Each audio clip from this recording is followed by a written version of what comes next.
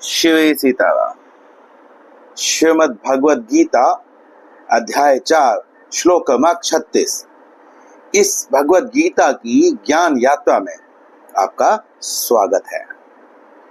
यह जो श्लोक है, इस श्लोक में भगवान की जो असीमित अनन्य कृपा है, जो किसी पर भी हो सकती है, जिसमें कोई भेदभाव नहीं है, यहाँ पर हर उस साधक के, हर उस व्यक्ति के प्रश्न का उत्तर है जो शंका में है, जो यह सोच रहा है कि मेरे द्वारा यह पाप हो गया है, अब मेरा क्या होगा, क्या मेरा कल्याण हो सकता है। जो व्यक्ति कितना भी बड़े से बड़ा पापी हो, परंतु भगवान उसके लिए भी ध्यान रखते हैं, क्योंकि भगवान के लिए सभी जो हैं वह उसके बच्चे हैं। तो जैसे माता पिता अपने बच्चों में भेद नहीं करता, उसी प्रकार भगवान भी अपने बच्चों में भेद नहीं करते। इसीलिए वह कल्याण के अवसर सभी को प्राप्त कराते हैं। परंतु भगवान यह भी जानते हैं कि बिना पात्रता के किसी को कुछ नहीं दिया जाना चाहिए। इसीलिए अवसर देते हैं कि हो सकता है यह अब भी सुधर जाए। जैसे आपने कंस और श्री कृष्ण के बारे में सुना है, पढ़ा है, तो जब भगवान श्री कृष्ण कंस को मारने आए थे बिल्कुल अंत समय में, तब भी भगवान श्री कृष्ण ने कंस को यह कहा था कि तुम अब भी मेरी शरण ग्रहण कर लो। और ऐसा ही भगवान राम ने रावण को भी कहा था कि तुम अब भी इस पाप मार्ग को छोड़कर, इस हट को छोड़कर, इस अहंकार को छोड़कर मेरी शरण ग्रहण कर लो, तो तुम्हारा कल्याण हो जाएगा। यहाँ भी लौकिक में भी आपने अभी हाल फिलहाल में देखा होगा, संत प्रेमानंद महाराज जी जो हैं वह भी यही कहते हैं कि जो हो गया उसे भूल जा, अभी से राधा राधा राधा रटना शुरू कर, नाम जप कर, जो नाम तुझे अच्छा लगे, जो जिस नाम से तेरी गाढ़ी प्रीति हो, उस नाम का चिंतन प्रारंभ कर दे, उस नाम का जप प्रारंभ कर दे।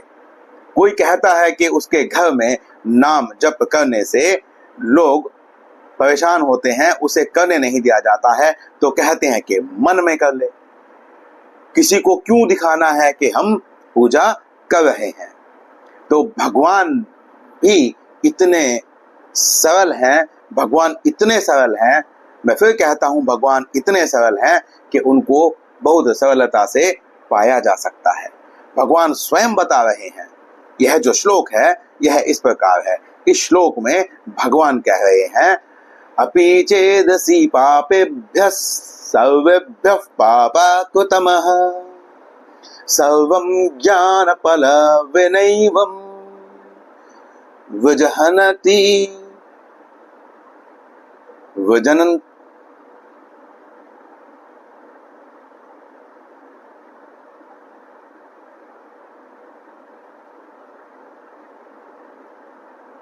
विजनम संतरिष्यसि।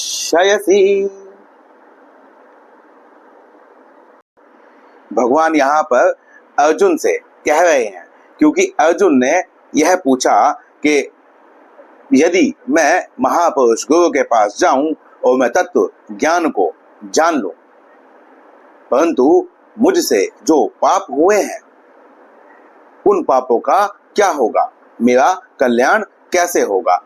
तो भगवान यहाँ पर अर्जुन को बताते हैं कि इस ज्ञान का महात्म्य यह है कि इस ज्ञान की महानता यह है कि इस ज्ञान के माध्यम से यदि तुम इस ज्ञान को अपने आचरण में लाओ, तुम इस तत्व ज्ञान को ग्रहण कर लो, सही तरीके से ग्रहण कर लो, तो फिर तुम पाप के भवसागर से भली भांति तर जाओगे। यहां भगवान ने कहा अपि चेदसी पापेभ्य। अब भगवान ने यहां पर पापेभ्य का बहुवचन लिया है, अर्थात पापियों में। यदि तुम सोचते हो कि पापियों में, फिर भगवान कहते हैं सर्वेभ्य। अब सर्वेभ्य क्यों कहा? जब पापेभ्य कह दिया था तो यहां तो बहुवचन हो ही गया था, परंतु फिर भी भगवान कहते हैं कि सर्वेभ्य, कोई भी नहीं बचे। जितने पापी तुमने आज तक देखे हैं, सुने हैं, और जितना तुम सोच सकते हो, उन सभी पापियों में से भी पापकृतमः, तुम सबसे अधिक पाप करने वाले हो, तुमने सबसे अधिक पाप किए हैं। तब भी भगवान कहते हैं सर्वम ज्ञान पलवनेवम, सभी जितने भी पापियों में से सबसे अधिक पापी यदि तुम हो, तब भी ज्ञान पलवनेवम, यह जो ज्ञान पलवनेव है, यह नौका है, ज्ञान रूपी नौका को लेकर। अब यहां भगवान कहते हैं वृजनम, वृजनम होता है पाप का सागर। संतविष्यसि, संतविष्यसि, तविष्यसि का अर्थ होता है तर जाओगे, परंतु संतविष्यसि क्यों कहा? यहां पर सन उपसर्ग लगाया तो यह कहा कि भली भांति, भली भांति तर जाओगे। पाप का चाहे कितना बड़ा भी समुद्र हो, और तुम इस संसार में जितने भी बड़े पापी हो, इस त्रिभुवन में जितने पापी हुए हैं, उन सब से भी बड़े पापी हो, परंतु यदि तुम मुमुक्षु हो गए हो, तुम इस तत्व ज्ञान को ग्रहण करने वाले हो गए हो, इसके अधिकारी हो गए हो, तुमने अपने अंतःकरण को धो लिया है, अपने पश्चाताप के आंसुओं से तुमने अपने पापों को धो लिया है, तुम्हारे मन में पाप का आचरण समाप्त हो गया है। अब आगे से तुम कोई भी पाप नहीं करोगे, भगवान का भजन करोगे, लोक कल्याण के कार्य करोगे। यदि ऐसा संकल्प हो गया है, यदि आपके आचरण में यह सब चीजें दिखाई देनी शुरू हो जाती हैं, तो फिर कितने ही बड़े पापी हो, उसका भी कल्याण हो सकता है। वह किसी भी वर्ण का हो, वह किसी भी अवस्था का हो, वह बुजुर्ग हो, बच्चा हो, स्त्री हो। जबकि हमारा शास्त्र यह नहीं कहता कि जाति से कोई ऊंच या नीच होता है, परंतु मैं आज के हिसाब से भी यदि इसे लूं तो भगवान कहते हैं चाहे तुम कोई भी हो, यदि तुम अपने पापों से तरना चाहते हो, तुम अपना कल्याण करना चाहते हो, तो भगवान सर्वसमर्थ हैं। वह तुम्हें यह मनुष्य का जन्म देकर अपना कल्याण करने का अवसर प्रदान कर चुके हैं। यदि उन्हें तुम्हारा कल्याण न करना होता तो तुम्हें यह मनुष्य जन्म मिलता ही नहीं।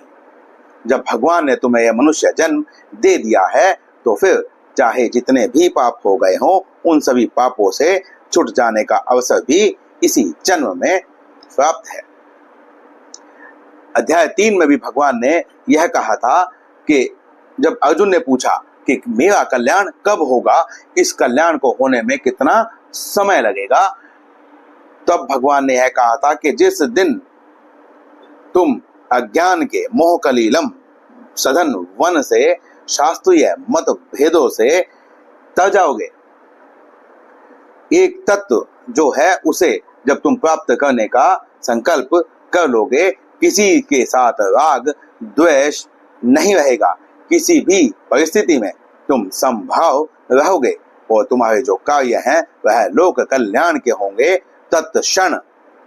यह नहीं कहा भगवान ने कि इतने दिनों बाद, भगवान ने कहा तत्क्षण, उसी समय तुम इस पाप रूपी भवसागर से संतविषयसी, भली प्रकार से तर जाओगे।